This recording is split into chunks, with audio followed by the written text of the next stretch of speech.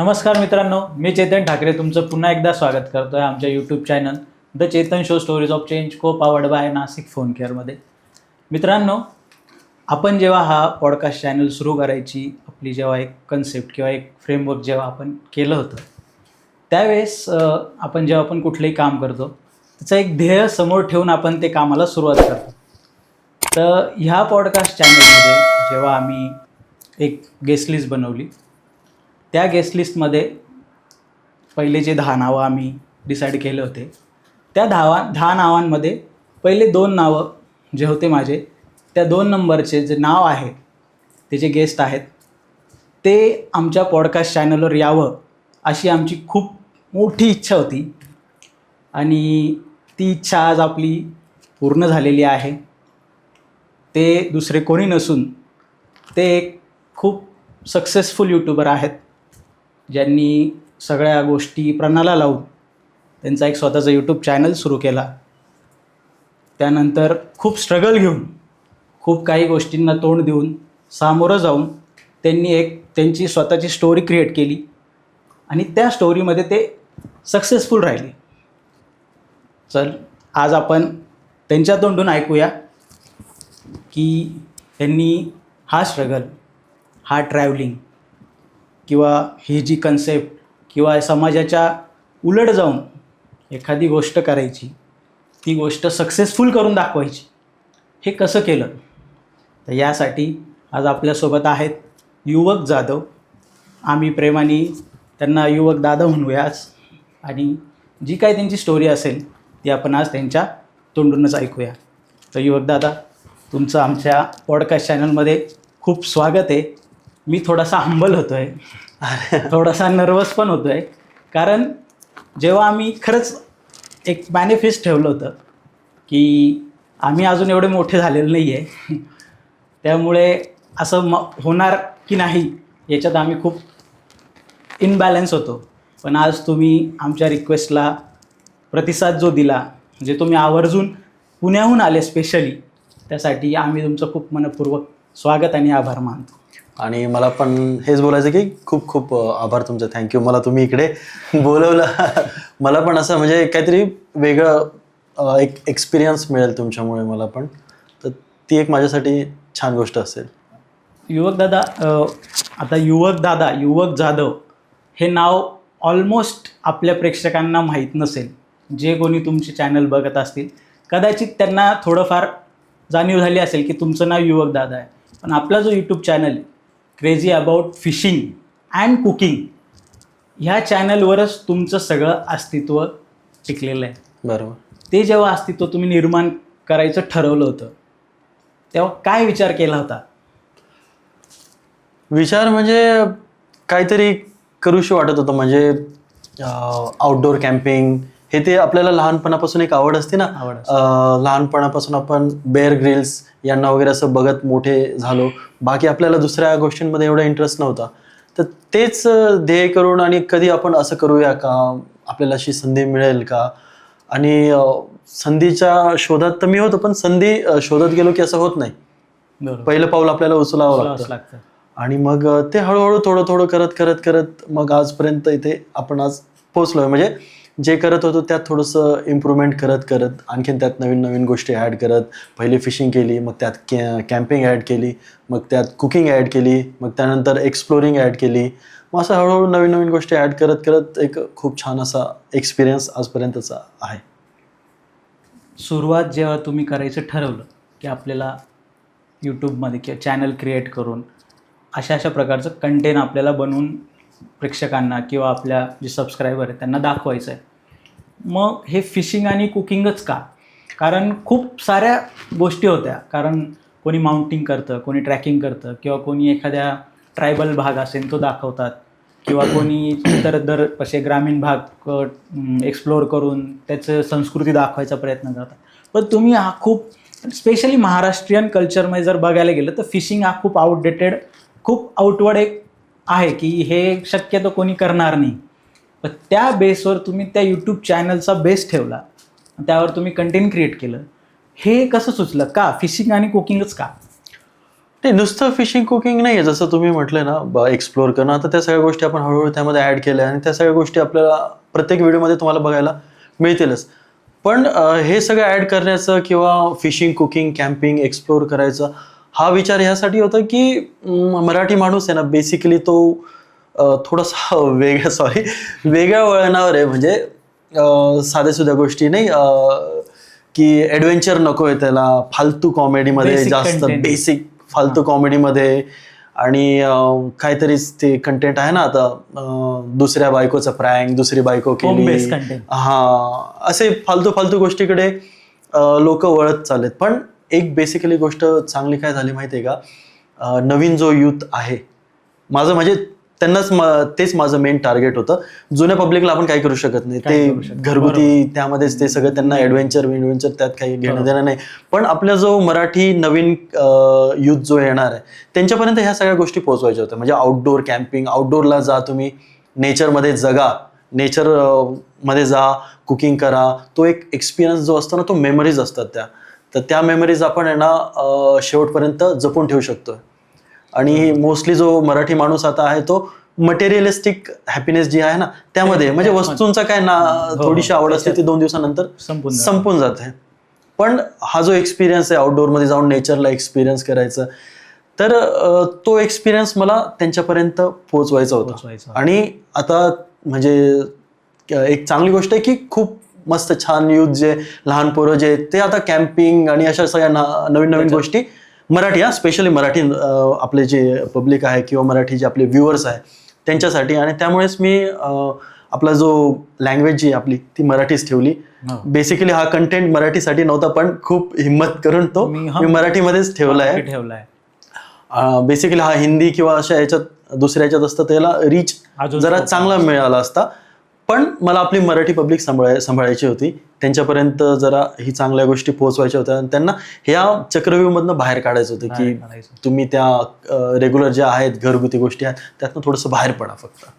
Actually काय होतं, explore करायचं म्हटलं ना, आत्ताच्या लोकांकडे तेवढा वेळ नाही किंवा कंटाळवाणी काम असतं.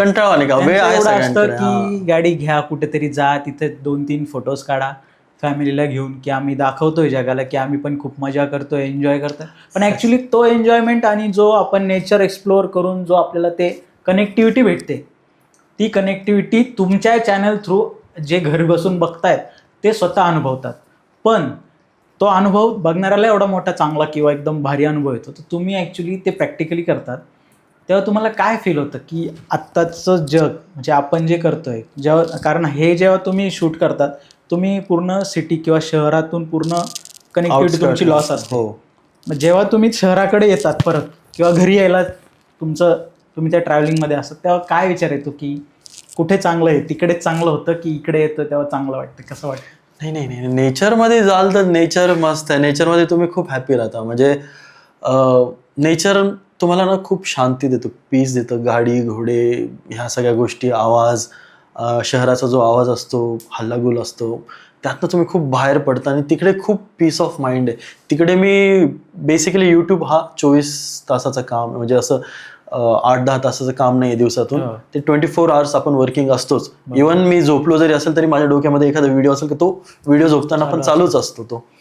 तर नेचरमध्ये आपण गेलं की तिकडे पीस खूप आहे. शहरमध्ये आलो की बेसिकली थोडंसं नाही करमत मला ऍक्च्युली, आणि मी नसतो शहरामध्ये जास्त. मी ते तुमच्या एका व्हिडिओमध्ये पाहिलं की अरे चुकून म्हणजे तुम्ही तो वर्ड यूज केला होता की बायकोचा फोन उचलला गेला माझ्याकडून. ते एका ट्रॅकला तुम्ही उंच टेकडीवर जाऊन तिघं होते, तुम्ही चालले होते, त्याच्यात तुम्ही लास्ट ते ब्लूमर्स मध्ये टाकलेले की फोन, तेव्हा थोडंसं जाणवलं की अरे कुठेतरी डिस्टर्बन्स आला त्या कनेक्टिव्हिटीमध्ये. ते तो नेचर आहे तसं. आपण गेलो ना तिकडे एकदम मेडिटेटिव्ह स्टेटमध्ये पोहोचून जातो आपण. खूप छान वाटतं. जेव्हा मग हा यूट्यूब चॅनल जेव्हा तुम्ही क्रिएट केला तेव्हा तुमची अशी काय भावना होती की चॅनल क्रिएट करण्याचा तुमचा उद्देश काय होता, की लोकांना त्या गोष्टी लोकांपर्यंत पोहोचवायच्या किंवा ते कंटेंट लोकांना दाखवायचं, की एक सर्टन अमाऊंट एक आपला इन्कम सोर्स पण जनरेट करायचा होता, की काय नेमकं, की एक प्रोफेशन सोडून दुसऱ्या प्रोफेशनमध्ये तुम्हाला एंटर करायचं होतं, काय उद्देश होता तेव्हा? बेसिकली मी यूट्यूब स्टार्ट केलं ते सगळ्यांच्या आयुष्यामध्ये अप अँड डाऊन्स असतात. ते एक डाऊन जो माझा स्टेज होता, तर त्या सगळ्या गोष्टी आपण राहून देऊ, पण तो एक डाऊन स्टेज होता. तर त्यावेळेस मी बेसिकली यूट्यूब स्टार्ट केलं होतं फिशिंग वगैरे, की माइंड थोडा मला डायव्हर्ट करायचा होता. पण जसं ते थोडं थोडं चालायला लागलं आणि त्यानंतर लोक जेव्हा ॲप्रिशिएट करायला लागले की किती मस्त करताय तुम्ही, आम्हाला जमतच नाही करायला आणि खूप भारी करताय, किती मस्त नेचर दाखवलं तुम्ही, तर तेव्हा थोडं थोडं आपल्याला जाणवायला लागलं की आपण यांना काहीतरी जगावेगळं करतोय जे लोकांना आवडतंय आणि आपल्यामुळे त्यांना तो एक्सपिरियन्स मिळतोय. तर तेव्हा ते फार छान वाटायला लागलं आणि मग तो अजून एक्सपिरियन्स जो आहे तो आणखीन एक्सप्लोअर करायला लागलो आणि तो लोकांपर्यंत पोहोचवायला लागलो आणि लोकांना तो आणखीन आवडायला लागला. म्हणजे लोक घर बसल्या तो एक्सपिरियन्स थोडाफार का वेळा तो घेतात एक्सपिरियन्स. तुम्ही जे बोलले की त्या डाऊनफॉलमध्ये मला त्याच्यात एक वाक्य आठवलं. मी युवक जाधव एकदम तुटलेला फुटलेला हताश सगळ्या गोष्टी सोडून आलेलो. मित्रांनो, आज आपण म्हणजे तुम्ही ते बोलले होते ते मला लक्षात आहे की आज जोपर्यंत आपली परिस्थिती सुधरत नाही तोपर्यंत मी घरी जाणार नाही, हा ध्येय तुम्ही ठेवला होता. तेव्हा जेव्हा तो ध्येय तुमचा जो होता तो आता किती प्रमाणात अचीव्ह झालेला आहे की बऱ्यापैकी झालेला आहे की आता आपण घरी जाऊ शकतोय? नाही, अजूनही नाही आहे ॲक्च्युली. त्याला वेळ लागणारच आहे अजून थोडासा. ते एक अचीव जोपर्यंत तो जो ध्येय आहे तो अचीव करत नाही त्याला थोडा वेळ लागेल किंवा लवकर पण होऊ शकतोय.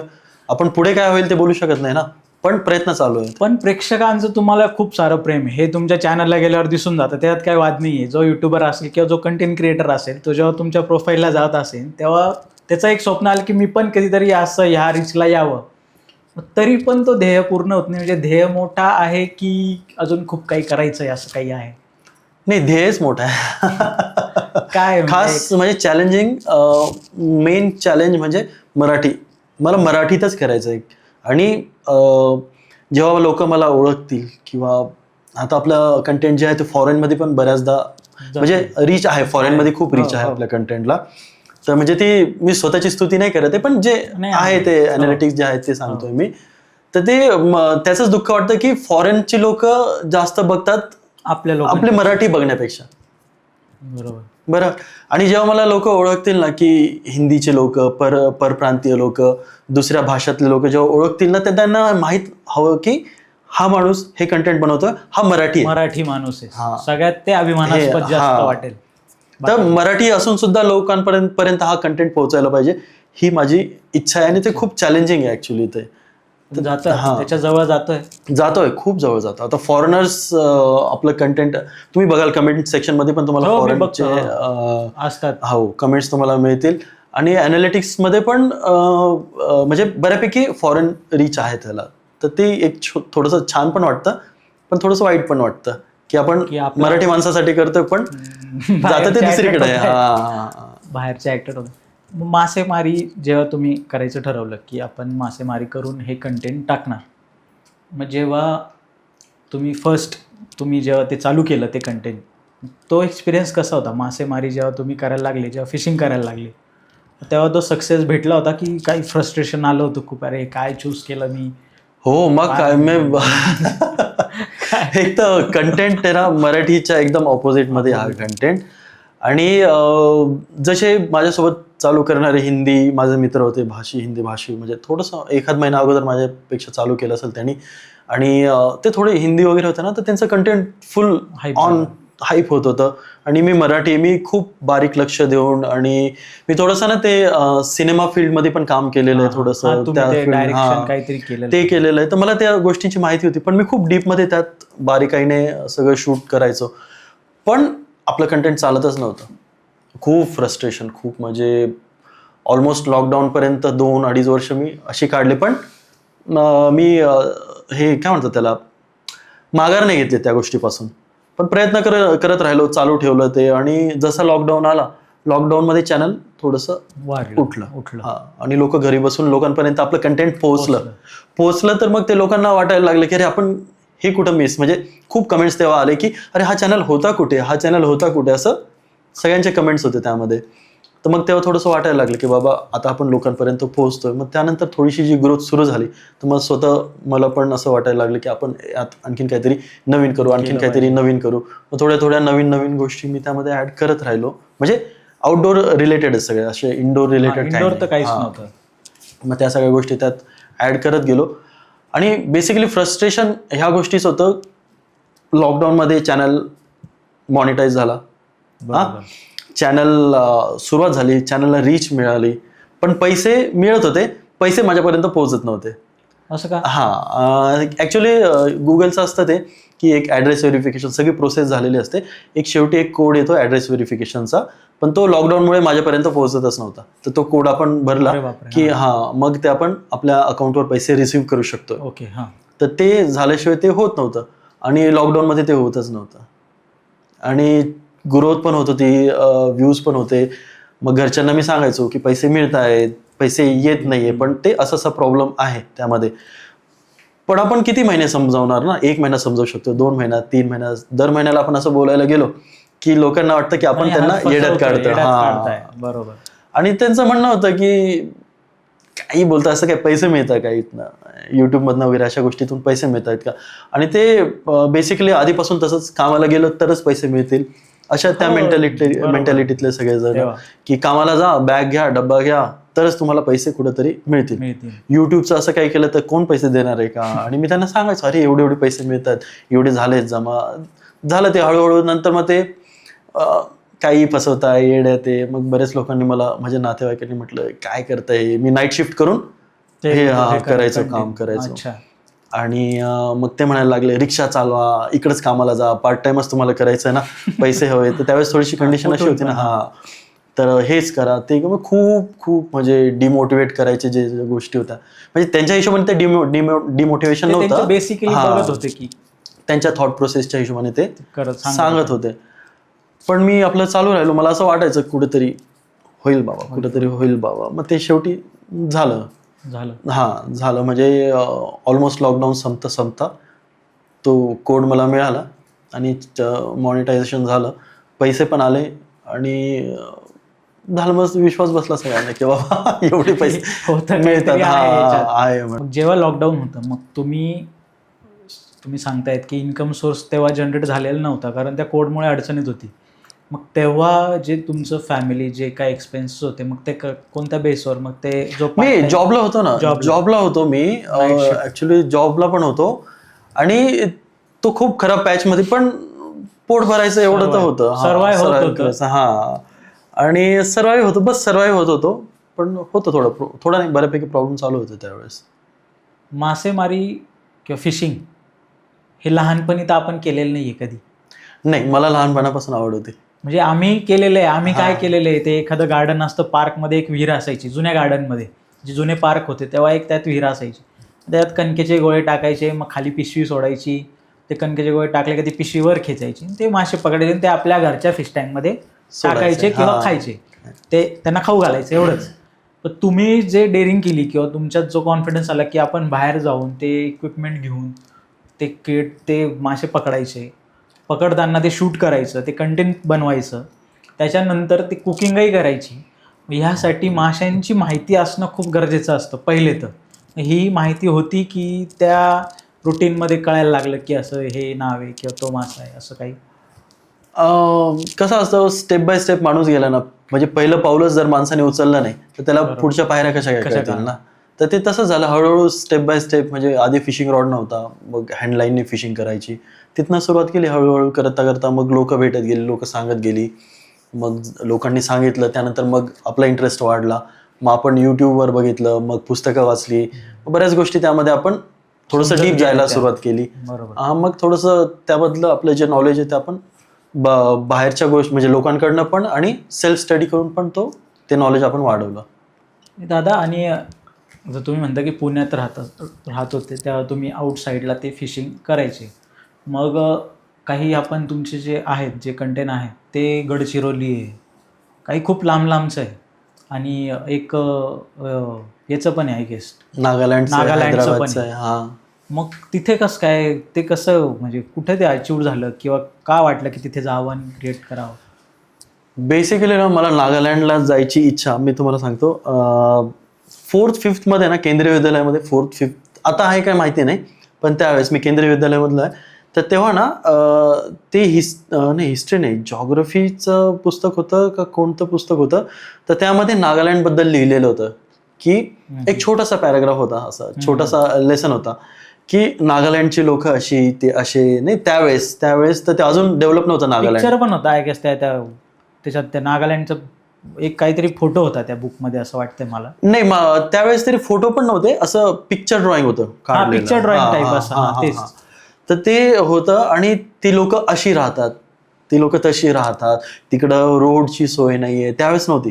त्यावेळेस आणि ते आदिवासी तिकडे इतक्या प्रकारचे आदिवासी, असं ते काहीतरी तिथं लिहिलेलं होतं. आणि मी तेव्हापासून ते माझ्या डोक्यामध्ये होतं की आपल्याला नागालँडला एकदा तरी जायचं आहे.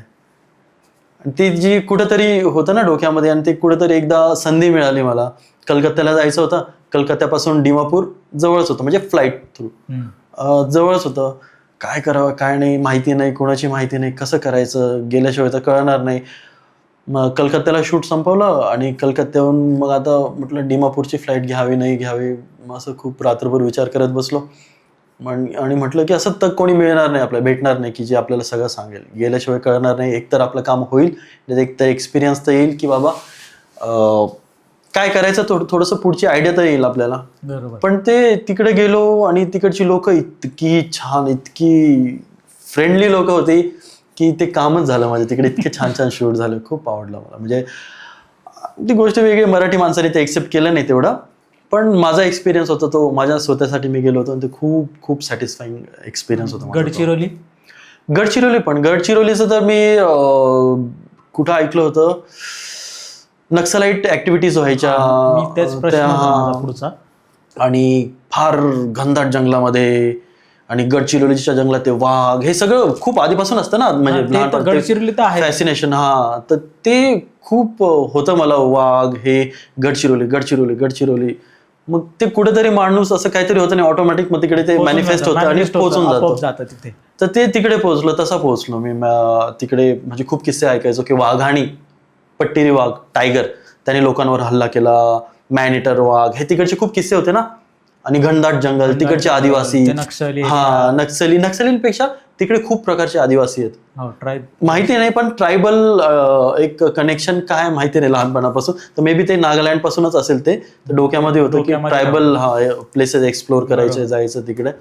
तर ते कुठंतरी काहीतरी आपल्या डोक्यात असतं ना, नाही का, where there is a will there is a way, तसं ते झालं. ते ऑटोमॅटिक गेलो गडचिरोली. म्हणजे असं तसं काहीतरी प्रॉब्लेम्स होऊन काय नाही, मी पोहोचलो गडचिरोलीला. आणि तिकडे मला खूप छान छान अशा गोष्टी ज्या मला हव्या होत्या त्या मिळाल्या मला तिकडे.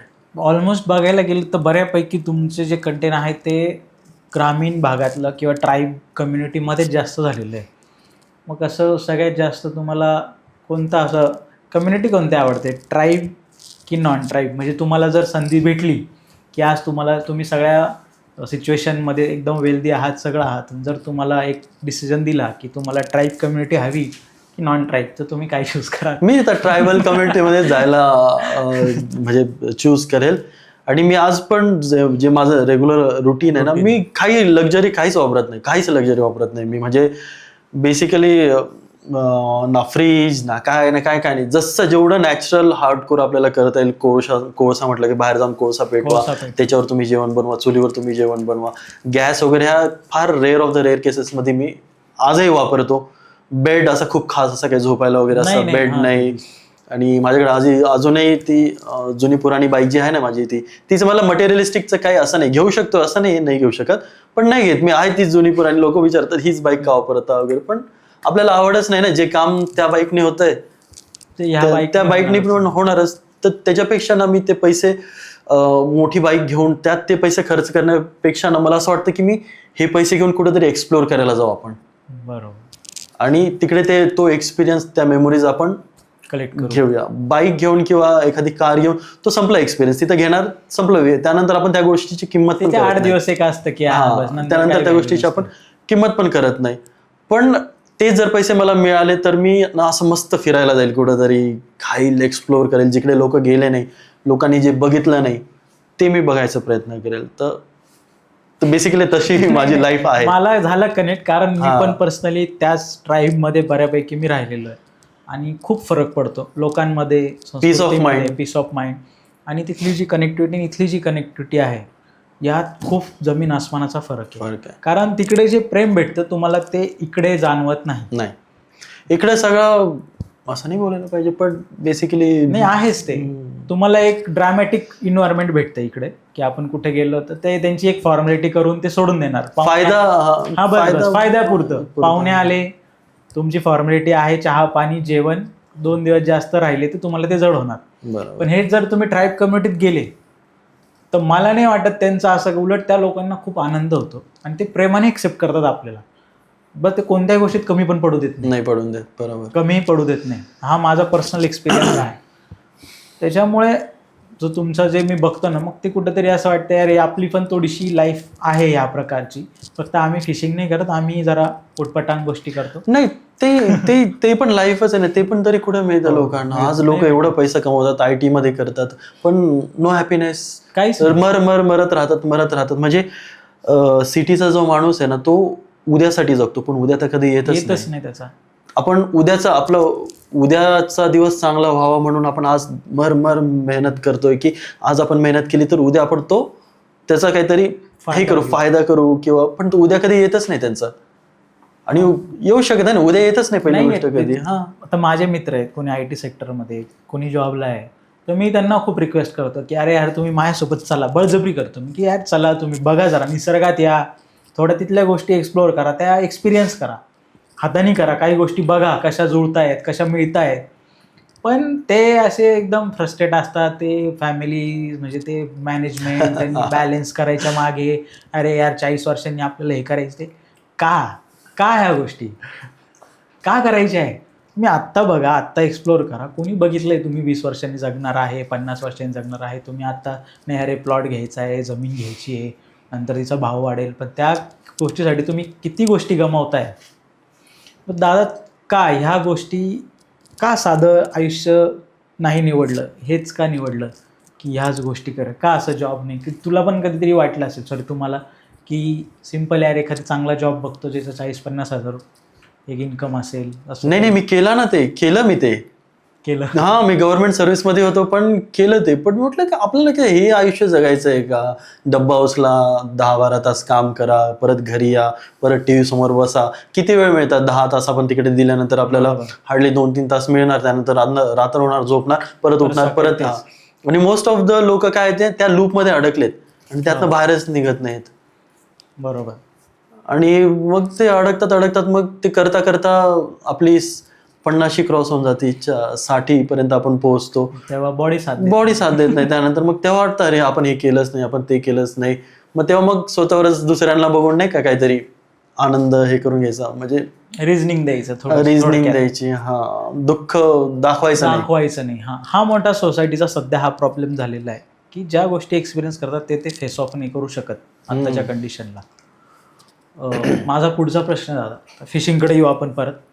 जे फिशिंगसाठी जे इक्विपमेंट आपण वापरतो, ते काय म्हणतात त्याला, ते जेव्हा फिशिंग रॉड असेल, केबल असेल किंवा फिशिंग असेल, लाईट असेल, ह्या गोष्टी कितपत म्हणजे स्वस्त असतात की महाग असतात, कशा असतात? खूप चीपेस्ट ऑफ द चीपेस्ट. जर तुम्हाला मासा धरायचाच आहे ना, साधा तुम्ही ते नायलॉन तंगूस ज्याला म्हणतात मराठीमध्ये, ते आणि एक डबडं आणि एक गळ पण पुरेसा आहे तुम्हाला फिशिंग करायला, एन्जॉय करायला फिशिंग.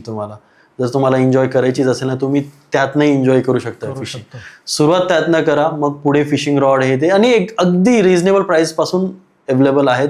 अगदी जेवढे म्हणजे आपण वायफळ पैसे घालवतो ना, मे बी मी तर स्मोक ड्रिंक काही करत नाही, पण लोक थोडंसं स्मोक ड्रिंक कमी करतील, त्या पैशामध्ये ते येऊन जाईल, एवढं स्वस्त असतं ते. बेसिक गोष्टींना सहज कोणी अफोर्ड करू शकतं. काही म्हणजे असं खूप महागडा शौक आहे की कोणी करू शकत नाही असं काहीच नाही त्यामध्ये भेटतं. आणि एक सेकंड, मला आता सांगा तुम्ही की नेचरमध्ये जाऊन, बाहेर जाऊन चूल पेटवायला, कोळसा करायला, चुलीवर जेवण करायला किती खर्च येतो? काय खर्च येतो सांगा? काहीच खर्च नाही. ते निसर्ग फुकट देतं. निसर्ग फुकट देतं. आणि ते जेवण, ती चव घ्यायला हॉटेलमध्ये हजारो रुपये खर्च करतात लोक. चुलीवरचं चिकन. आणि मला हे लॉजिकच कळत नाही की ज्या स्वस्त हा. फुकट गोष्टी आहे त्या हा. एक्सपिरियन्स करण्यासाठी तुम्ही पैसे देऊन चाललेत बाहेर. हा सर्वात मोठा हे सगळ्यात मोठं म्हणजे ट्रेंडिंग झालंय त्याने. ट्रेंडिंग झालंय. चुलीवरचं जेवण, चूल मटण असं नाव दिलेत हॉटेल्सला. चुलीवरचं मटण, चुलीवरचं चिकन. लोक हजारो रुपये खर्च 500-550 रुपये थाळी. हा, जे काम तुम्हाला फुकट होत आहे ते त्याला 500-550 रुपये देत आहे. थोडस आणि ते नंतर शो ऑफ करतात. हा, म्हणजे किती ग्राउंड, म्हणजे आपण कुठे पोहोचलेलो आहे की जो आपला बेस होता तो विसरून गेलो आपण, आणि आपण एखाद्या टेबलवर एखाद्या दुसऱ्याचं जाऊन तिथे जातो, चुलीवरचं जेवण तो बॅनर असतो बाहेर, तिथे खातो आणि आपण त्याचा शो ऑफ करतो की अरे आज चुलीवरचं जेवण केलं, स्टेटस. आज तर एकदम खतरनाक, काय टेस्ट होती, एकदम भारी होतं, एकदम त्याला असं ते स्मोक आला होता, लाकडाचा धूर, आणि हे त्याचा शो ऑफ करतात ते. बेसिकली ते नॉर्मल गोष्टी Normal गोष्टी आहेत, आहेत. इझिली अवेलेबल होणाऱ्या गोष्टी आहेत त्या. म्हणजे रिसॉर्टला जातील, मग तिकडं ते बघतील, मग ते एक्सपिरियन्स, तर काय गरज आहे ह्या गोष्टींची, मी म्हणतो.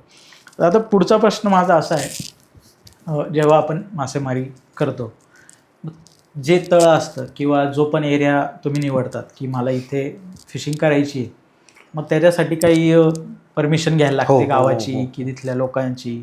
बरं, असं घ्यावे काही लागते असतं? घ्यावे लागते. नदीमध्ये बेसिकली तुम्ही करू शकता कुठे फिशिंग, नदीमध्ये कोणी अडवत नाही. पण गावातलं तळं असेल, डॅम असेल, तर बेसिकली त्यांची परमिशन घ्या तुम्ही.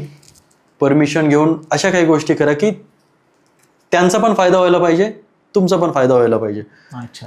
तर बेसिकली लोक काय करतात, डॅममध्ये सांगणार पण नाही, मासे पण चोरून घेऊन जाणार. मग बरोबर. तो माणूस, समोरचा माणूस तर हेच करेल ना. पण Action माझी घेईल. प्रोसेस अशी असते की जाऊन थोडीशी माहिती काढायची. ओनर असेल, कोणी असेल, त्यांना आपण बोलतो की आम्हाला व्हिडिओ काढायचा, आम्हाला फिशिंग करायची आहे, आणि जे काही मासे मी ठेवणार, पकडणार, त्याचे पैसे आम्ही तुम्हाला देऊ. एक्स्ट्रा पकडले तर ते मासे तुम्ही तुमचे घेऊन जा. घेऊन टाका. जर रिलीज करायचे असेल तर आम्ही रिलीज करून देऊ. तर ह्यात त्यांचं नुकसान नाही, त्यांचा पण फायदा आहे त्यामध्ये. हो, बरोबर. जे मासे मी ठेवणार त्याचे पैसे पण मी त्यांना देणार. बरोबर. आणि बेसिकली मला ते परवडतं, कारण की व्हिडिओसाठी मी करतो. हा, मग ते बरोबर. आपल्याला हा, आणि मला जरी परवडत असलं तर समोरच्या माणसाला, म्हणजे जे युट्यूब वाल्याने, त्यांना पण परवडण्यासारखी गोष्ट आहे ते. कारण की जो एक्सपिरियन्स फिशिंग करायचा आपल्याला तिकडे मिळतो, पीसफुल फिशिंग करू शकतोय, मासे ठेवू शकतोय, कुकिंग आपण तिथे करू शकतोय. बरोबर. तो खर्च कुठे हॉटेलला जाऊन ते सगळं करत हजारो रुपये घालत बसण्यापेक्षा ते थोडेफार पैसे त्यांना दिलेले मासाचे काय वाईट आहे? काहीच वाईट नाहीये. पण तसं नकोय लोकांना, आम्ही पैसेच का द्यायचे, चोरूनच करायचं, अशा सगळ्या गोष्टी घडतात. मग ते डॅमवाले वैतागतात थोडेसे असे. मग त्यांना जरा कन्व्हिन्स करावं लागतं आपल्याला. आता एवढे मासे पकडलेत, एवढं फिशिंग केलंय, तर माशांबद्दल बऱ्यापैकी एक्सपिरियन्स आता आलेला असेल. मग घरचे असे सांगतात की जा आज तू मासे आण, तुला चांगलं माहिती आहे, असं काही की घरचेच आणतात? नाही, घरी आणायची गरजच पडत नाही, असं पण होत असेल? सांगायची गरजच पडत नाही घरच्यांना, असं होतं ते. म्हणजे जेव्हा होतो घरी तसं काही नाही. मासे जेव्हा मिळाले तेव्हा, आणि माझं कसं आहे की खूप लोक जेव्हा फिशिंगला जातात ना, तर असं खूप जास्त फिशिंग करतात, खूप जास्त. म्हणजे माझी जेवढी रिक्वायरमेंट असेल ना, की माझ्या घरच्यांना किंवा वाटलं खाऊशी, किंवा मला वाटलं किंवा व्हिडिओसाठी जेवढं पुरेसं आहे तेवढंच मी धरतो. पण बाकींचं तसं नाही आहे. पूर्ण बोरी भरूस तर, गोणी भरूस तर एवढं पकडणार मासे, मग ते स्वतः पण वापरणार नाही, मग सगळ्यांना वाटत सुटणार. पण हे चुकीचं आहे ना. हो. तर मला जेवढी गरज आहे तेवढी मी आणतो, घरच्यांना पण जेवढे लागेल तेवढेच मी धरतो, आणि वेस्टेज काही जात नाही. म्हणजे आपण नेचरचं पण दोन्ही गोष्टी बॅलन्स, रिस्पेक्ट करतो, असं बॅलन्स होतं, आपले रिक्वायरमेंट पूर्ण हो, होऊन जातात. आता एक माझ्याकडे काही फोटोज आहेत, आपण ते फोटोज लावूया. त्या माशांबद्दल थोडं जर सांगितलं तर एक प्रेक्षकांना किंवा आपल्या व्ह्युअर्सला थोडीशी एक आयडिया येईल की आपण काय खातो आणि हा मासा कोणत्या प्रकारचा आहे. चालेल, काय प्रॉब्लेम नाही. लावतो ते. तुम्ही आम्हाला सांगा फक्त.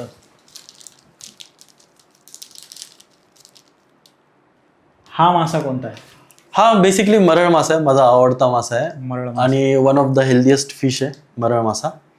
आणि बेसिकली हा जिकडे कमी उथळ पाणी असेल ना, जिकडे गवत वगैरे जास्त असेल तिकडे असतो हा मासा. आणि हा काय म्हणतात त्याला, प्रेडेटरी फिश आहे. शिकार करून खातो, बेडकं खातो, मासे खातो, त्यांचा पाठला करून, त्यांचा पिछा करून त्यांना धरतो आणि खातो. हो. हे सगळीकडे अवेलेबल असतं की तिकडे त्या साईडला? नाही, आहे पूर्ण भारतात अवेलेबल आहे तो. विकायच्या वेळेस तर मी बघितला नाही हा मासा. नाही मिळतो. आता काय झालंय, ओव्हर फिशिंगमुळे मासे जरा सध्या संपत चाललेत हे मासे. हा. आणि हा हा कटला मासा आहे. कटला हा, मासा जा- साईज large- असं वाटत नाही आपल्याला, खूप मोठा वाटतोय तो. याच्यापेक्षाही मोठे होतात हे मासे. कटला किंवा याला लार्ज माउथ कार्प पण म्हणतात. अच्छा, त्याचं तोंड मोठं असतं ना, तर त्यामुळे. हा पण कटलाच मासा आहे. हो, कटलाच आहे हा पण. हा आपला तिलापी आहे. माय तिलापी की फेवरेट. चिलापी? चिलापी तर हे मराठी नाव झालं, माणसाने तिलापियाचं चिलापी करून चिलापिया करून टाकलं. टाकलंय हा, का? हा. नाही नाही, ओके. तिलापिया हे अमेरिकन्स जे आहेत ना त्यांनी ते तिलापिया नाव दिलंय. ओके. चिलापी आपण त्याचं ओरिजिनल नेम जे आहे ना, तो ब्राझील त्याचं ओरिजिन आहे त्या माशाचं. तर तिकडे ते त्याला चिलाप म्हणतात. चिलाप. हा, तर ते चिलाप आणि तिलापिया, तर त्याचं चिलापी करून टाकलंय. एक एक्सपिरियन्सचा फोटो आहे हा. ही धडपड का, म्हणजे कशासाठी असतं हे एवढं, ही धडपड काय करायची असते एवढी? बेसिकली पावसाळ्यातलं कंटेंट आहे. बरोबर. आणि जे खेकडे आम्ही तिकडे वरती पकडायला गेलो होतो ते पावसाळ्यामध्येच मिळतात. ती जी प्रोसेस आहे ते खेकडे बाहेर काढायचे ती त्यावेळेसच होते, त्यासाठी तेवढी धडपड करावी लागते ती. हा जो नेक्स्ट त्याच कंटेंट मधला हा फोटो आहे. मला वाटतं की ते खेकडे तुम्ही पकडून ते बर्फात टाकल्याने काय होतं हे मला हे जरासं विचारायचं होतं की जेव्हा आपण त्या खेकड्यांना बर्फात टाकतो म्हणजे काय गरज आहे की बर्फात? बर्फात ऍक्च्युली हे खेकडे ना, हे जो आधी दाखवलेला तो डोंगरावरचे खेकडे होते. ते किरवे वगैरे असं काहीतरी म्हणतात त्यांना, किरवे म्हणतात आणि गिळंदी म्हणतात.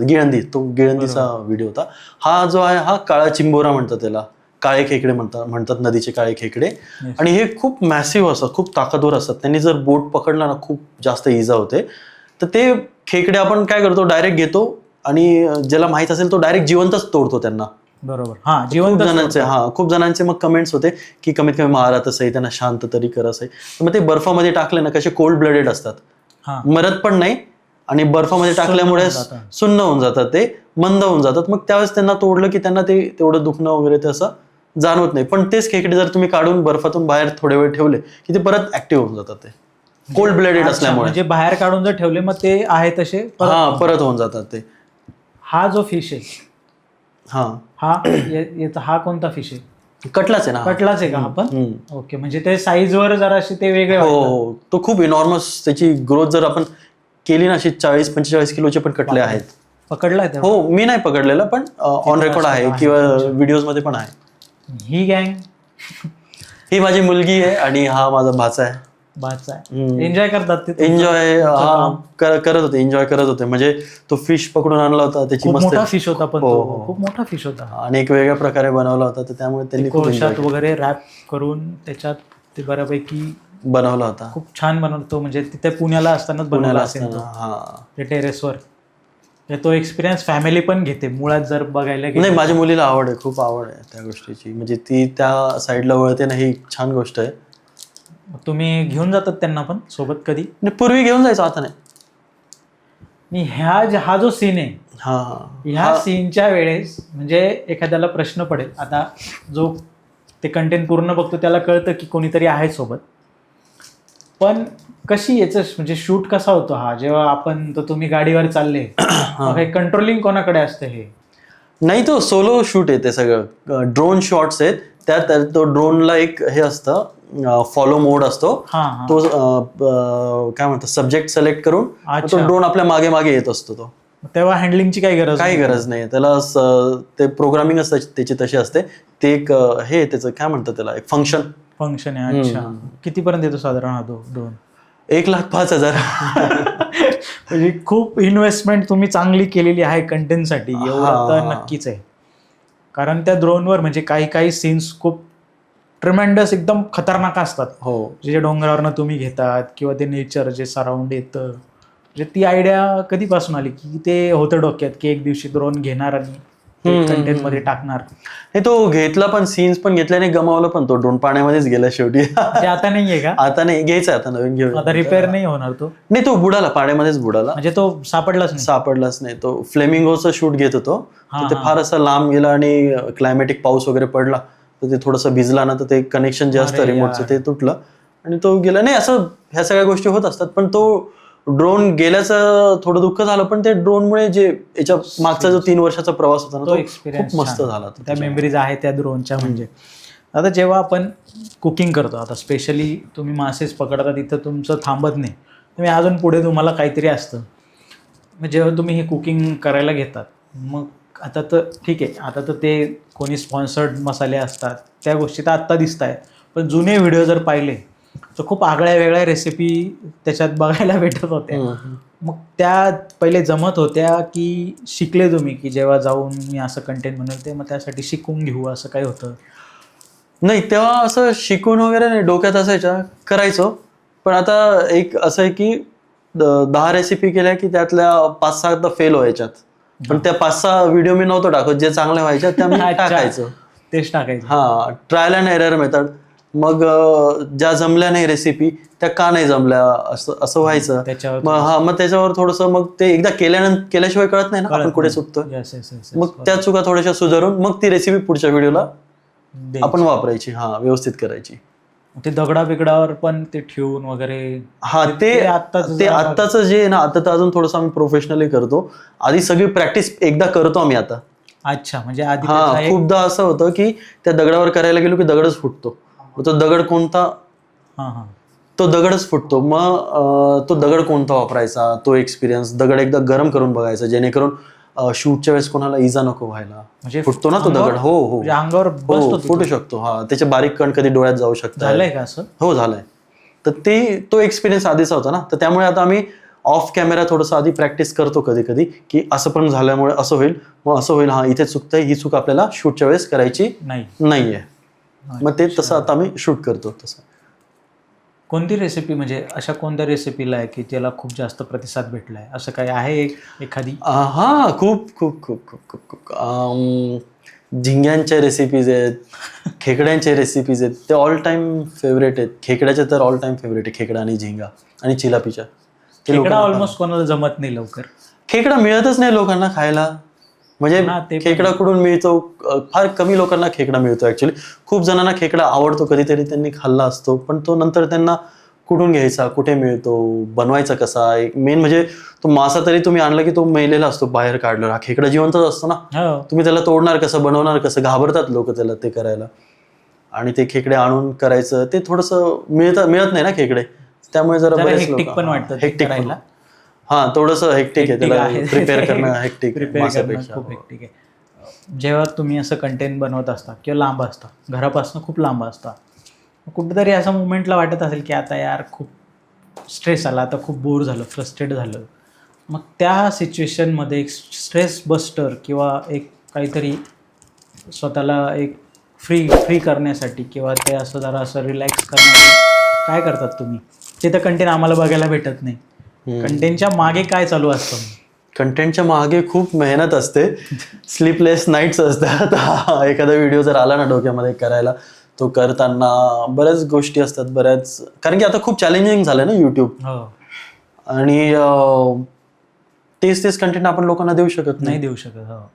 तर त्यामुळे दरवेळेस असा विचार करावा लागतो की उद्या काय नवीन करायचं.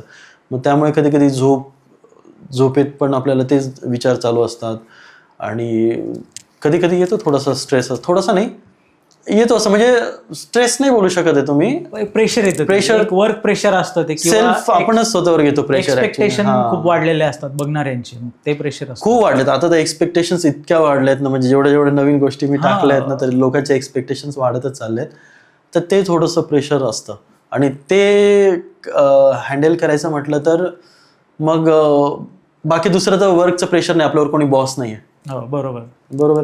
आणि माझं थॉट प्रोसेस अशी आहे की माझं मांडणं असं आहे की बुद्धिस्ट असल्यामुळे म्हणजे त्यांच्या इथं थोडेसे मी गोष्टी फॉलो करतो की एखादं मळकं पाणी असेल, खूप जसे आपल्या डोक्यात विचार चालू असतात, तर त्याला थोडंसं स्टेबल ठेवून द्या तुम्ही असं. बरोबर. मग ती धूळ सगळी कशी माती खाली, हा, तर तशा प्रकारे आपला माइंड पण काम करतो ना. मग मी काय करतो, 2 दिवस रेस्ट घेतो, काहीच करत नाही. काय करतात रेस्ट मध्ये? काय करतात? काही नाही करत, मस्त चहा पितो, खातो, फिरतो, कारण ते काहीच नाही करत. मग एक व्हिडिओ, एक कंटेंट मध्ये ते एक नागिन डान्स केलेला आहे, तो एकदम खतरनाक नागिन डान्स होता तो म्हणजे ऍक्च्युअल तो मधला युवक जाधव त्या कंटेंट मध्ये दिसतोय. तो डान्स म्हणजे ते लोक काय होतं ते आठवतंय तुम्हाला तो डान्स? हो, ते फिशिंग कॉम्पिटिशन ठेवलेली मी ती छोटी मोठी, आणि त्यातच नाचलेलो मी. ते लोकांनी ते मागवलेलं होतं का ते? तो बेसिकली तो व्हिडिओ कंटेंटच्या हिशोबाने तो व्हिडिओ शूट केलाच नव्हता. हा, तो नॅचरल एन्जॉयमेंट होता तो. खूप नॅचरल आहे. त्यात दिसतंय ते नागिन डान्स आणि ते त्या स्टेप वगैरे भयानक स्टेप आहेत त्या. ते तसंच आहे की खूप प्रेशर आलं की नाही का दुनिया जाय भाड में चलो, जे आपल्याला वाटतंय ना ते करावं. किंवा स्ट्रेस बस्टर म्हटलं तर काही काम करायचं नाही, थोडे दिवस लॅपटॉपला हात लावायचा नाही, कॅमेराला हात लावायचा नाही, आणि आपल्याला जे वाटतं ना की काहीतरी करून खावं किंवा असं, तर मग ते करून खायचं वगैरे, जरा वेगळं थोडंफार ट्राय करायचं. हां, म्हणजे त्यातनं थोडंसं कट ऑफ करायचं. मग कट ऑफ झालं की बरोबर मग थोडेफार आयडियाज येतात डोक्यामध्ये. दादा तुम्ही आपले जे ज्येष्ठ ॲक्टर आहेत विक्रम गोखले, हां, तुम्ही त्यांना गुरु म्हणतात. हो. म्हणजे कुठलं अटॅचमेंट येते, म्हणजे कसा एक्सपिरियन्स काय येतो की विक्रम गोखले माझे गुरु आहेत असं तुम्ही म्हटलेले? नाही, मी जसं म्हटलं, मी फिल्म लाईनची कामं केलेली, सिरियल्समध्ये पण काम केलंय मी ॲक्च्युली. अच्छा. आणि मला डिरेक्शनची फार आवड होती ॲक्च्युली. तर मी विक्रम गोखले सरांचा ॲक्टिंग क्लास होता ना मोठा, तो अटेंड केला नाही, जॉईन केला मी. 6 महिन्याचा होता आणि त्यांचा मी फेवरेट स्टुडंट होतो ॲक्च्युली, बेस्ट. मी म्हणजे स्टुडंट असतात प्रत्येकात. हां, तर ते नॅचरल ते त्यांनी थोडंसं बघितलं होतं माझ्यात. त्यांची बहीण पण मला म्हटली होती की तुम्ही म्हणजे फार काय म्हणतात त्याला, टीव्हीजेनिक, म्हणजे टीव्हीसाठी तुम्ही खूप बरोबर आहात वगैरे ते म्हटले होते. तेव्हा थोडासा उत्साह वाटला. पण मग ते डिरेक्ट करायचे ना विक्रम गोखले सर, सह्याद्रीचे सिरियल्स वगैरे. तर मी थोडंसं इंटरेस्ट दाखवायला लागलो की सर मला हे शिकायचं आहे, मला हे शिकायचं आहे, मला हे शिकायचं. मग ते शिकवत गेले. मग ते गुरु, मग त्यातनं त्यांनी मला बऱ्याच गोष्टी शिकवल्या त्यातनं. आजही त्या कामात. मग ते सिनेमॅटिक शॉट्स हे ते जे आहेत ना, tight close-ups, over the shoulder, ह्या सगळ्या गोष्टी मी वापरतो. हो, बेसिकली फार कमी. असं वाटतं कोणीतरी प्रोफेशनल हँडलर आहे मागे, ते शूट करताय असं दिसतं त्याच्यात, वाटतं. हो, तर त्या गोष्टी मी त्यांच्याकडनं शिकलो की आहे. मग त्या आज मला वापरायला, भले मी त्या फील्डमध्ये थोडंफार काम केलं, पण मला कोणाच्या अंडर काम नव्हतं करायचं. प्रॉब्लेम तो आहे माझा. तो प्रेशर होता फॅक्टरीत. प्रेशर नाही, मला कोणाच्या अंडर काम करायला नाही आवडत ऍक्च्युली. मग आपण स्वतःला एक्सप्लोर. तुमचं आवडीचं होतं ना. हो, मग का नाही केलं तिकडे? मग ते आता मी माझे युट्यूब मी स्वतः डिरेक्ट करतो, स्वतःच्या ह्याच्यात इम्प्लिमेंट केलंय ते.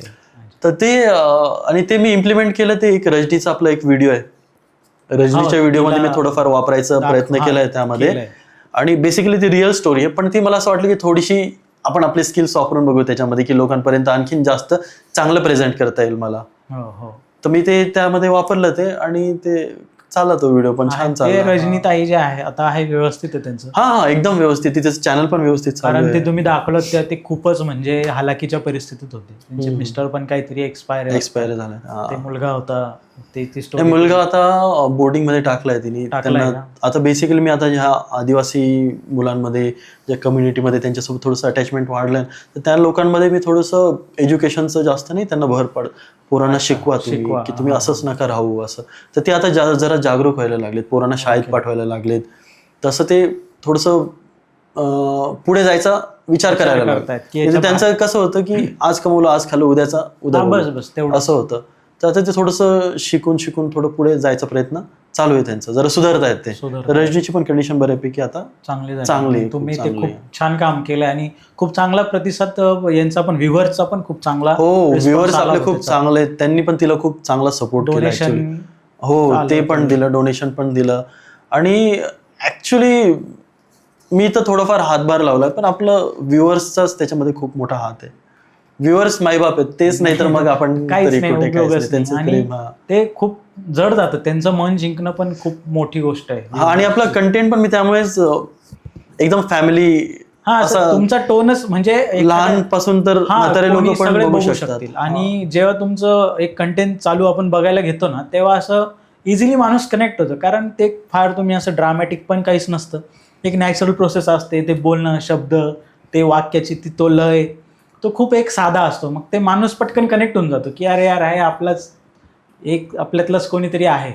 मला तर मी तेच म्हणत होतो की पुण्यात, तरी तुम्ही म्हटले की मी पुण्यात राहतो, पुण्यात मला वाटलं अरे यार एवढे बिझी असतात ते कसे येतील. पण जेव्हा तुम्ही बोलले अरे की मी तर नाशिकचाच आहे मूळचा, मी पुण्यात शिफ्ट झालो आहे, मला खूप आनंद झाला. म्हणजे एक तर कनेक्टिव्हिटी पहिले होतीच, पण आता एक नाशिककर म्हणून म्हणजे माझा एक व्ह्यू असा होऊन गेला की हे एक नाशिककर आहे.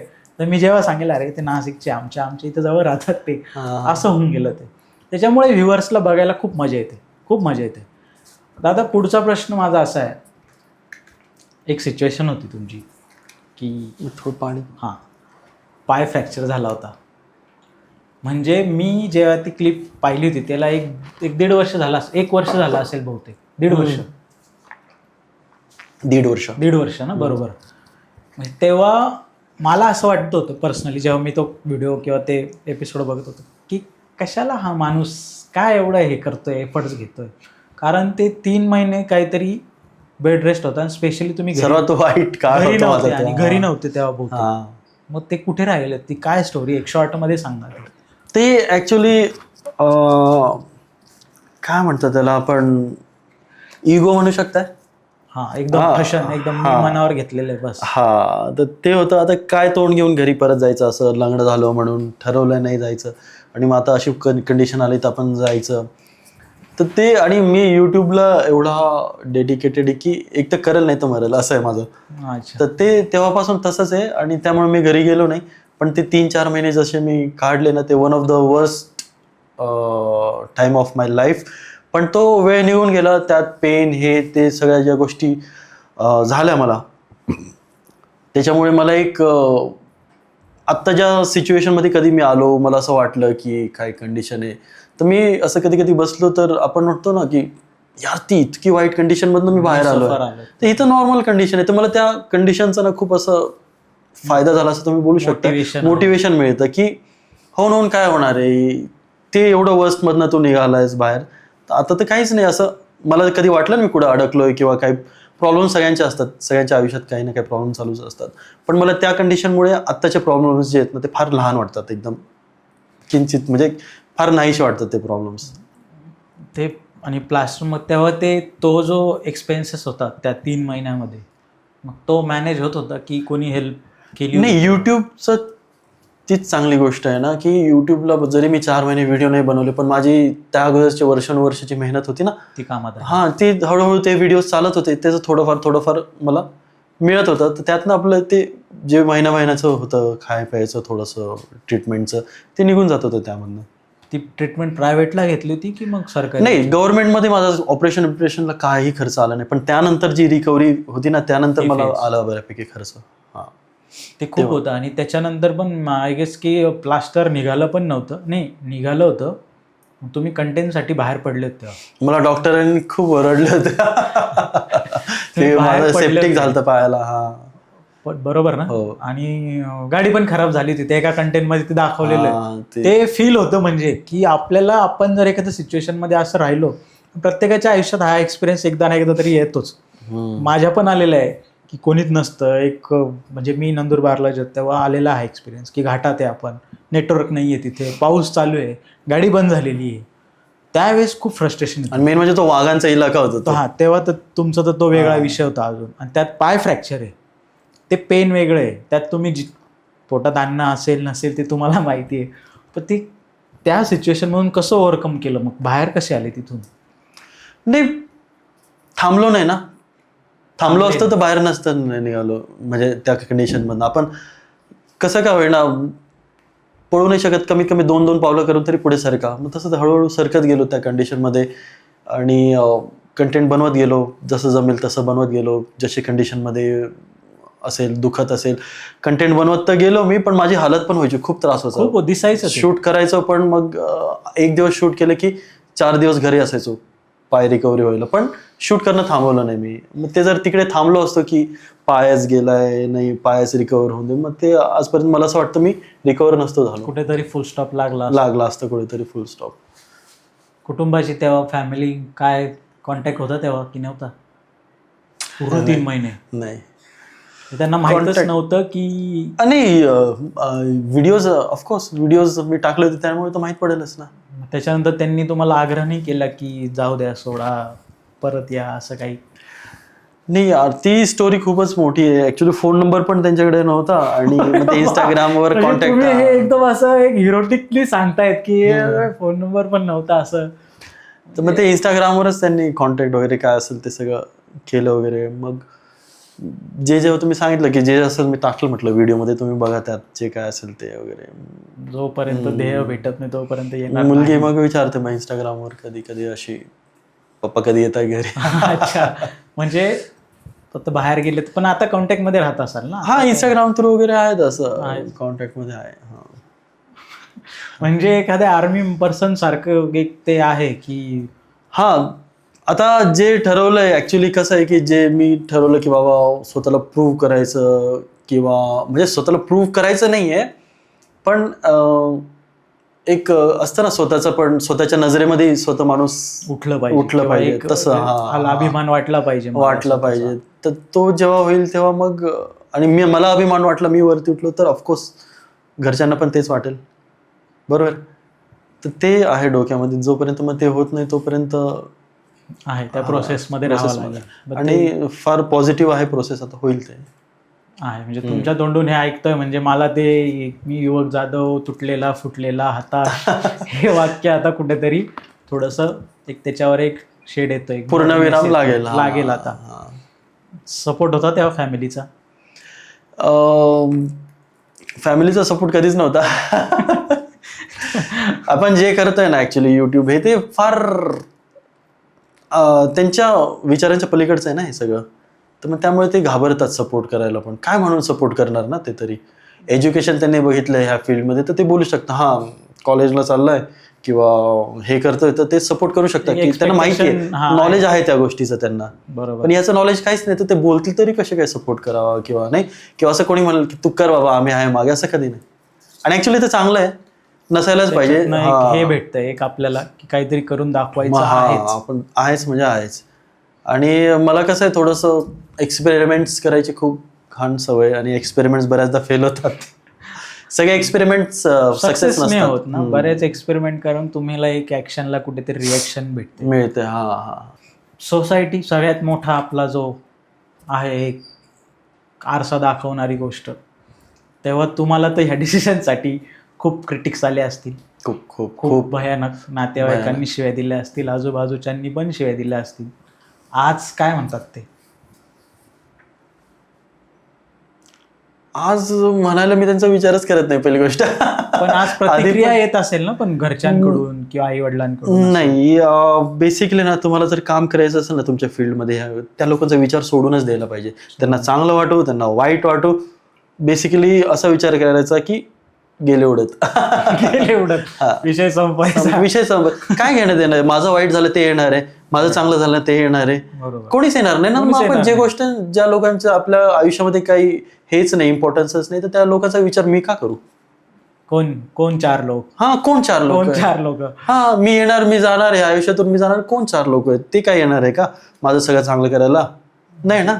थोडक्यात आपल्याला जे वाटतं ते आपण आपल्या विचारांनी, आणि आपल्या फक्त एक आपला उद्देश असा असावा की कोणाचं वाईट होऊ नये, कोणाचं काही दुखापत होऊ नये. आपण आपल्या प्रयत्नांवर यश येईल ही आशा ठेवून प्रयत्न करत राहावे. बस एवढं. पुढे थांबू नका फक्त. तुम्ही थांबला की संपला, असं आहे. मग जेव्हा आता तो जो बॅक फेज होता, जेव्हा तुम्ही फायनान्शियली अनस्टेबल होते, तेव्हा कुठून सपोर्ट भेटला होता की नाही? नाही, सपोर्ट नाही. सपोर्ट तर नाही, कुठूनच सपोर्ट नव्हता. असं फ्रेंड सर्कल वगैरे? तोच प्रॉब्लेम, माझं फ्रेंड सर्कलच नाही. मित्रच नाही. मला एक मित्र आहे फक्त, कलीम वगैरे आहेत, त्यांनी केलेली, म्हणजे जेव्हा गरज होती तेव्हा मदत केलेली. पण असं त्या काळामध्ये मी त्याच्याही कॉन्टॅक्टमध्ये नव्हतो ना. मला कोणावर बर्डन नव्हतं बनायचं ऍक्च्युली, की मी यार प्रॉब्लेम मध्ये मला थोडी मदत कर. हे मला जमतच नाही पहिली गोष्ट. टर्निंग पॉईंट, आता टर्निंग पॉईंट तर एक कुठे ना कधीतरी आलाच असेल ना आता, की आता माझी परिस्थिती बदलली, म्हणजे जगासाठी नाही, तुमच्या अंतर्मनाला तुम्हाला कळलं असेल की आता युवक जाधव नाही थांबत, आता युवक जाधवचा टर्निंग पॉईंट आलेला आहे.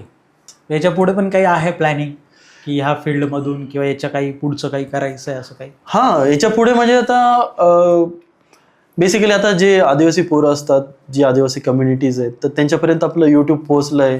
त्यांना यूट्यूब चॅनल सुरू करून दिले. ते ज्यांना शिकायची इच्छा आहे त्यांना, बरं का, तर त्यांचे यूट्यूब चॅनल सुरू झालेत, मॉनिटाईज झाले, ते थोडेफार कमवायला लागले.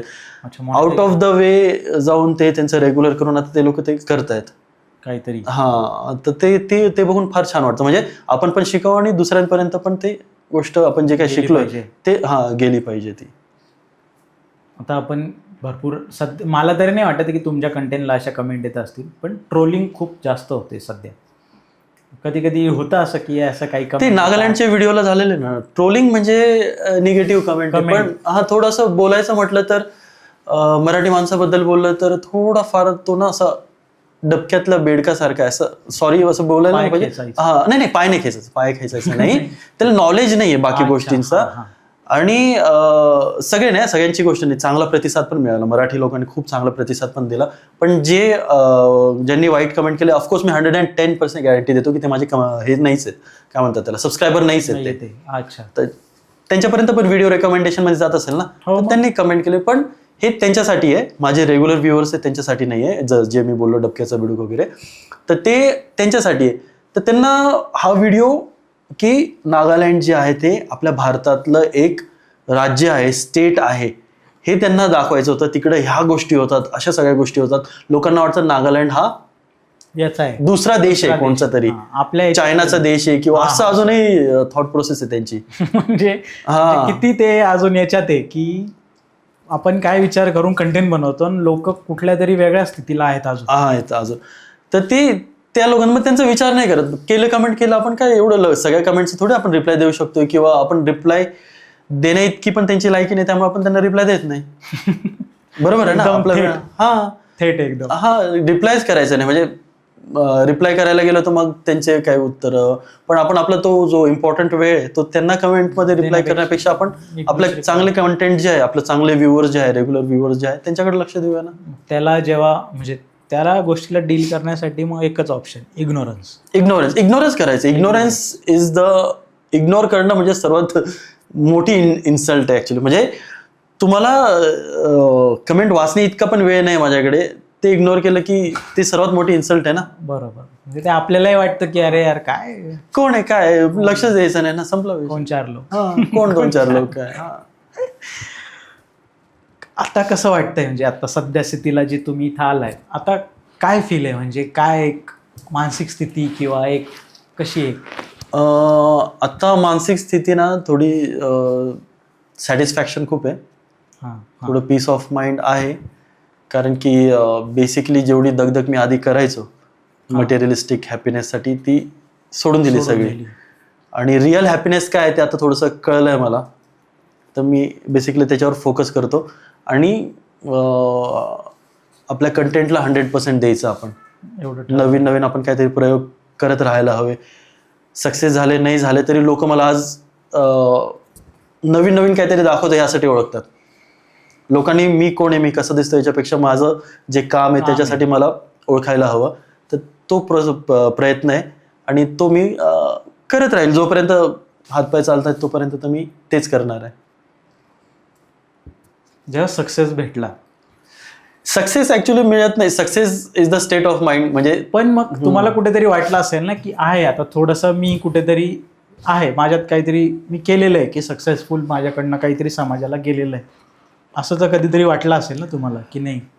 सक्सेस नाही म्हणू शकत त्याला, सॅटिस्फॅक्शन थोडंसं म्हणू शकताय. की जेव्हा नवीन पोरं आपल्याकडनं शिकून युट्यूब चालू करतात, मॉनिटाईज होते, पैसे कमवायला लागतात, आपल्याला हे मानून, आपलं काय म्हणतात त्याला, आयडल मानून ते त्या हिशोबाने काम करतात आणि त्यांना सक्सेस मिळतं, ते खूप जरा छान वाटतं, सॅटिस्फाईंग वाटतं खूप. आणि जरी आपलं कंटेंट वेगळं कंटेंट, वेगळं जगावेगळं content, out of the way बनवलेलं कंटेंट जेव्हा मराठी माणूस त्याची स्तुती करतं ते तर अजून खूप छान वाटतं ना. ते छान वाटतं सर्वात जास्त, मजा येते म्हणजे. मग तेव्हा खूप छान वाटतं की आपला मराठी माणूस पण ह्या लाईनमध्ये वेगळं काहीतरी करण्याच्या मार्गामध्ये आहे, त्यांना आवडायला लागलं हे कंटेंट, तेव्हा खूप बरं वाटतं. असं काही वाटतं तुम्हाला की कुठेतरी आता पुढे जाऊन एक NGO वगैरे असं टाईप काहीतरी सुरू करावं किंवा असं? कारण तुमचं जे काम आहे ठीक आहे, ते तुम्ही ते हायलाईट करत नाही किंवा त्या गोष्टीचा गाजावाजा करत नाही, पण जे तुमचं कंटेंट किंवा जो तो एक एपिसोड बघत असेल पर्टिक्युलर, त्यात दिसून जातं की तुम्ही खूप तुमच्या एक कुतूहल, एक तुमच्या मनात एक असतं की ह्या माणसाचं खरंच काहीतरी चांगलं व्हावं, हे तुम्ही करत असता. पण त्याला NGOमध्ये किंवा असं काहीतरी क्रिएट करायचं किंवा असं काही विचार आहे चालू?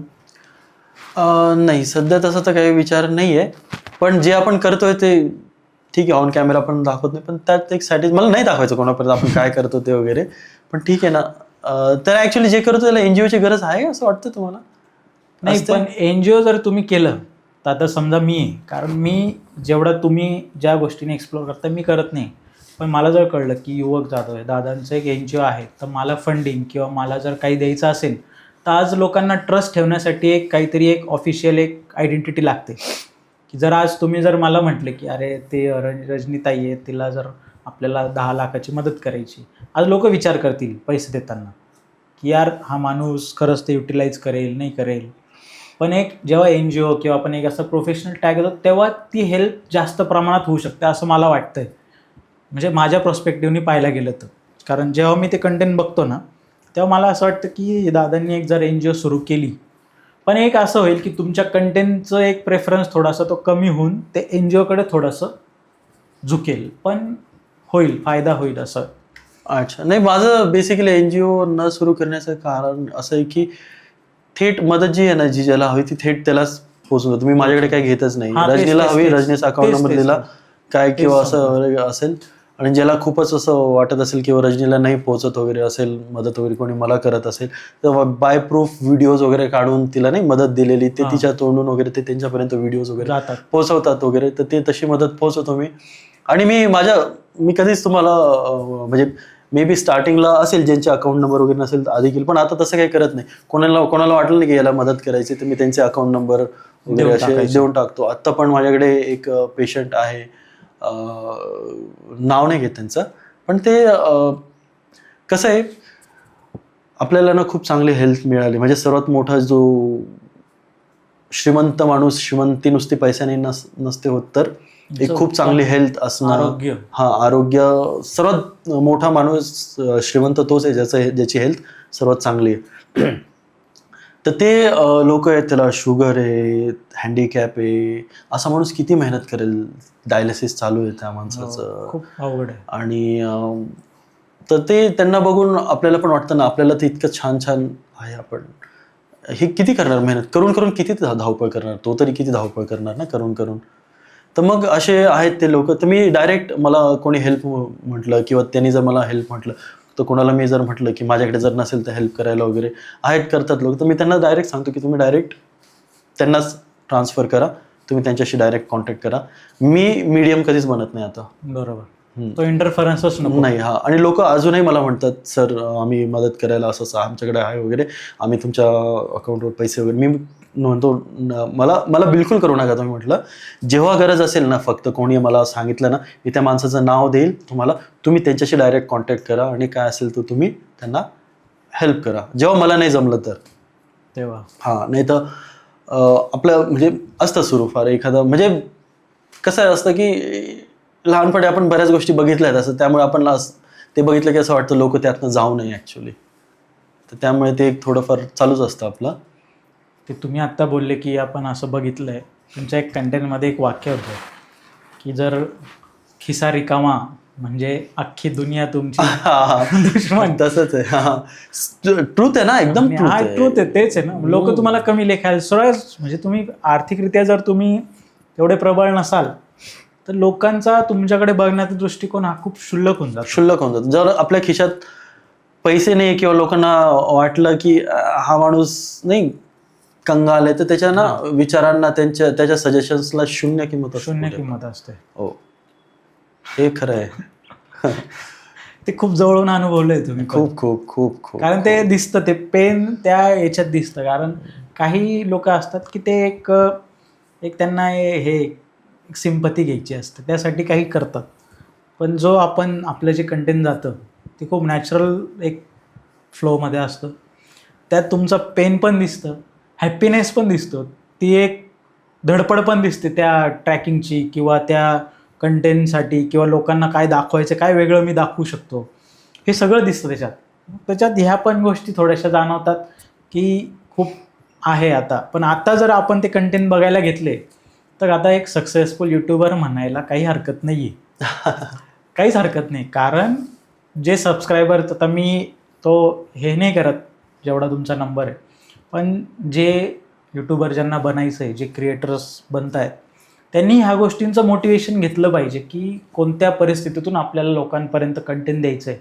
कारण आज यूट्यूब बघायला गेलं तर सगळे पैसा कमवायच्या याच्यानेच, दृष्टिकोनानेच ओपन करतात की एक ना एक दिवस मी मॉनिटाईज होईल आणि मला पैसे चालू होतील, मग मी ती फेम किंवा मग ते घेईन.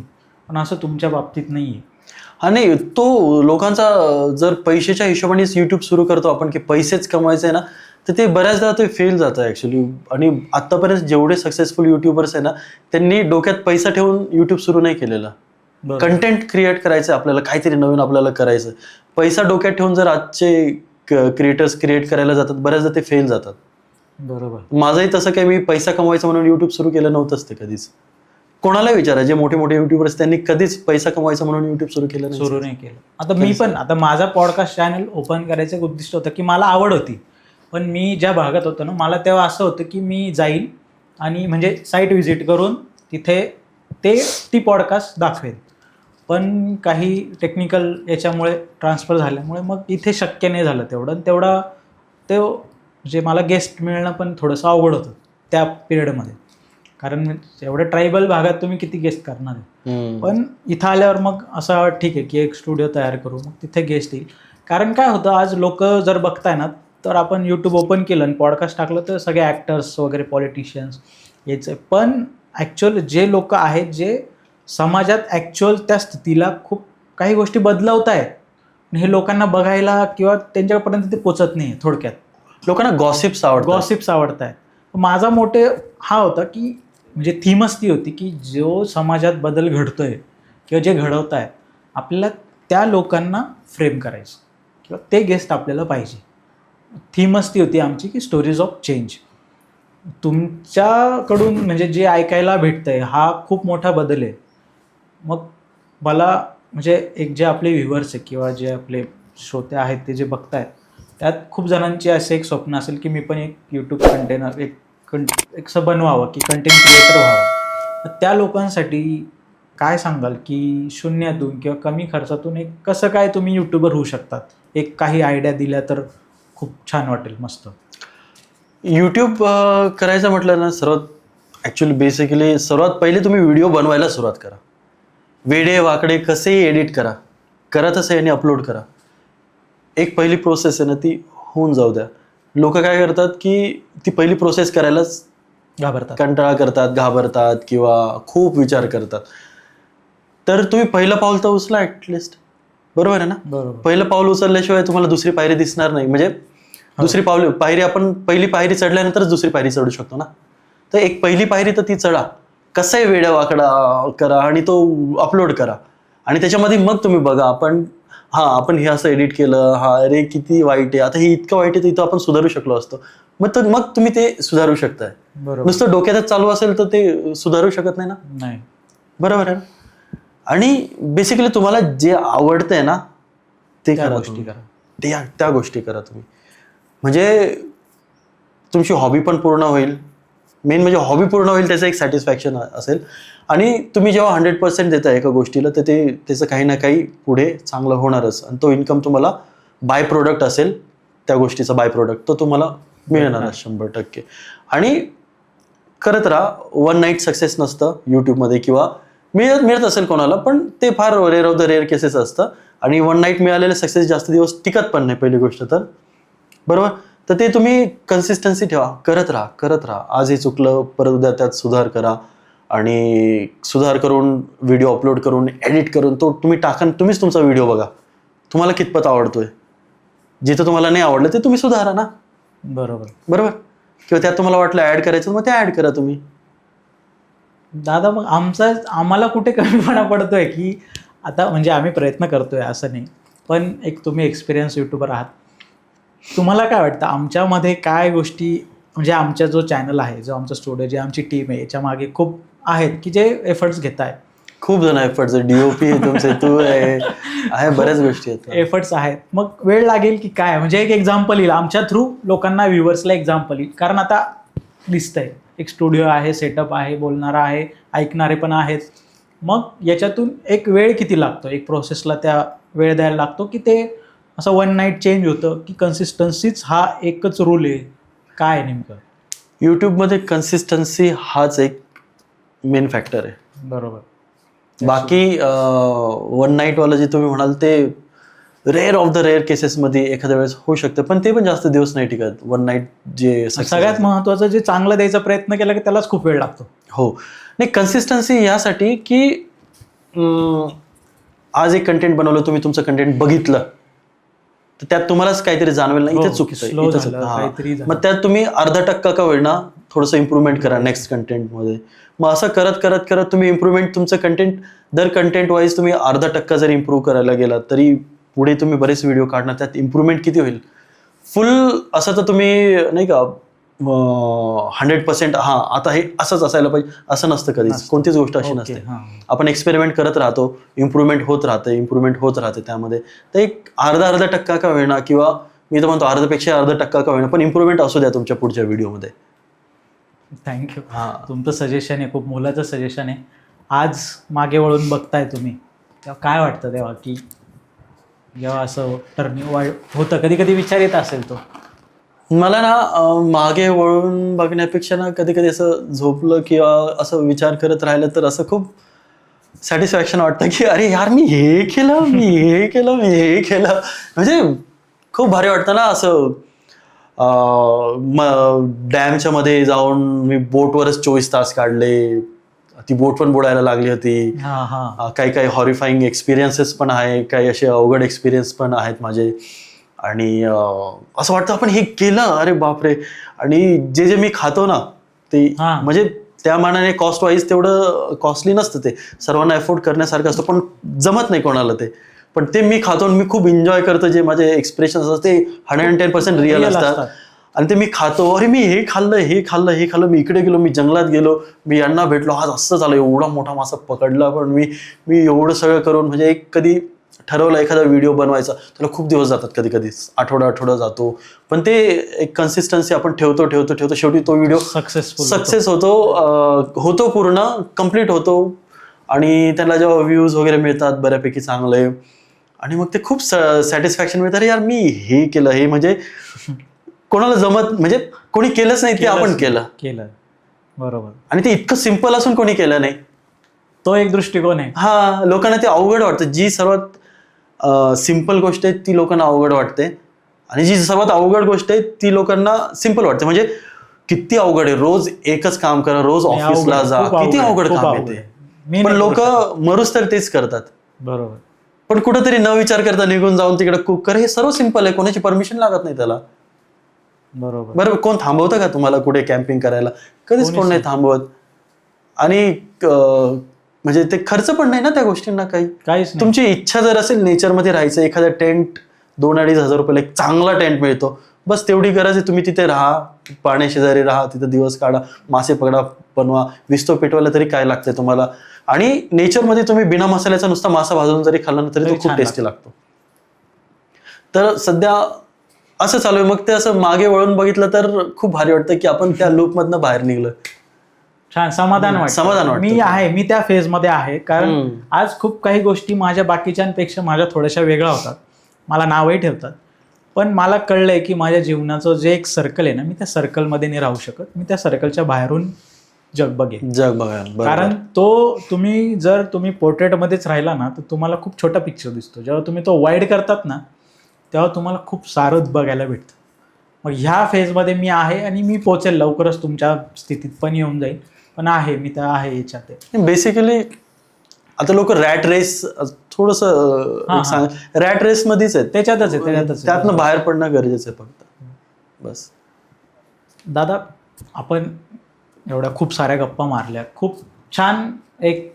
म्हणजे माझ्या त्या याच्यामुळे वाटत असेल की माझं पर्सनली एक फेवरेट व्यक्तिमत्व आहात तुम्ही, की मी खूप वर्षांपासून तुम्हाला बघतोय, फॉलो करतोय. यासाठी मला खूप छान वाटलं, आणि होपफुल की ते ऐकायला पण व्ह्युअर्सला पण खूप छान वाटेल. एक लास्टला मला एवढंच सांगायचं आहे की असा काय संदेश द्याल तुम्ही एक व्ह्युअर्सला किंवा त्या कंटेंट क्रिएटर्सला, की ज्याच्याकडून त्यांच्या आयुष्यात काहीतरी बदल होतील किंवा कुठेतरी इम्प्रोव्हाइज होईल, असं तुम्ही काय सांगू म्हणजे सांगाल? तुम्हाला जे आवडेल ना तुम्ही आजच करायला सुरुवात करा, उद्याची वाट नका बघू. उद्या कधी येणारच नाही, एवढंच बोलू. Simple and sober. एक छोटी गोष्ट आहे, छोटी लहानशी एकदम एक छोटंसं वाक्य आहे. तुम्हाला जे आवडतं ते तुम्ही आजच करा, उद्याची वाट बघू नका. उद्या येणारच नाही, कधीच येणार नाही, आणि कोणी गॅरंटी पण देऊ शकत नाही की उद्या येईलच म्हणून. युवक दादा, तुम्ही आज इथे आले, स्पेशली तुम्ही पुण्याहून आले आज सकाळी. माझा पुढचा प्रश्न असा आहे दादा, की जेव्हा तुम्ही अशा काय गडचिरोली असेल किंवा नागालँड असेल किंवा तुम्ही मोस्ट ऑफ ट्रायबल भागात तुम्ही एक्सप्लोअर करतात, तेव्हा असे पण एक्सपिरियन्स येत असेल की ती तुम्हाला असं वाटलं असेल की अरे हे माझ्या आत्ता जीवावर बेतलं असतं, किंवा खूप हे हॉरिफाईंग होतं, तुमच्या अंगाला असा काटा बिटा पाय गळून जाणं, असं पण तुम्हाला एक्सपिरियन्स आला असेल, त्यातला काही एक दोन जर तुम्ही शेअर केले तर मजा येईल. असे म्हटलं तर असे बरेच एक्सपिरियन्स आहे. म्हणजे मी आपल्या यूट्यूब फील्डमधनं, आधीची गोष्ट वेगळी आहे, पण आता यूट्यूब जेव्हापासून करतोय ना, मला असं वाटतं मी चारदा तरी मरता मरता वाचलोय. म्हणजे खूप कमी लोकांना हे माहिती आहे, किंवा आज पॉडकास्टवरच सांगतोय मी, असं पण असू शकतं की आम्हाला काहीतरी आज नवीन ऐकायला भेटेल आणि व्ह्युअर्सला पण. हा, मी माझा एक तो पहिला व्हिडिओ जो होता ना, जो चालला होता, मी ते मासे ना पिंजऱ्यामध्ये मासे पकडतात, चिलापी मासे पकडतात, बिग वनचा तो व्हिडिओ होता. बरोबर. तर त्यावेळेस ते शूट करत असताना ना, ती पिंजरे पाण्याच्या आतमध्ये टाकलेले असतात. मला काय करायचं होतं, तो गोप्रो घेऊन जायचं होतं पाण्याखाली, ते मासे त्यात अडकलेले पिंजऱ्यांमध्ये दाखवायचे होते. पण आहे ना, ते भिगवणची ते जे डॅम आहे ना, उजनी डॅम आहे, ते फार घाण आहे ॲक्च्युली. म्हणजे त्यात त्यांना सगळ्या मुळामुठाचा कचरापासून तर हे सगळ्या गोष्टी येऊन तिकडे जमा होतात. तर असंच काहीतरी होतं वाटतं ते. आणि मी बोटमधनं उतरलो, शूट केलं मी, आणि काहीतरी म्हणजे असं फिल्मी स्टाईलमध्ये असं नाही की काहीतरी पायामध्ये अडकलेलं. हा, आणि मला मी खूप श्वास थांबवून मी सगळं शूट केलं हे ते.